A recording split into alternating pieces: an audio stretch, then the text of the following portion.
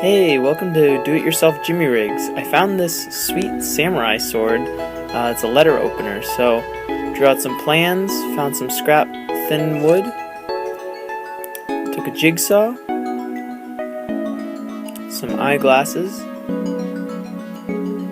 and this is what I made. I cut out 3 different holes in the back of the body that the wood can fit into. Put glue in between each seam, and it makes this awesome old man samurai that holds the letter opener. It's a super easy, super fun project, and it opens letters like no other.